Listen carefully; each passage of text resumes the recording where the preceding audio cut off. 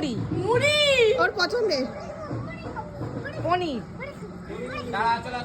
রবীন্দ্র প্রসাদ পনির পনির ও লিখেছে ও পারবে না হবে না হবে না, হবে না।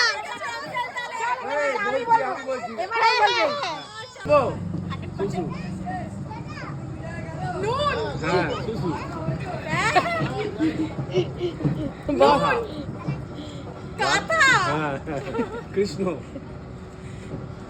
কৃষ্ণ টাইম দেখো, টাইম দেখো, টাইম দেখো।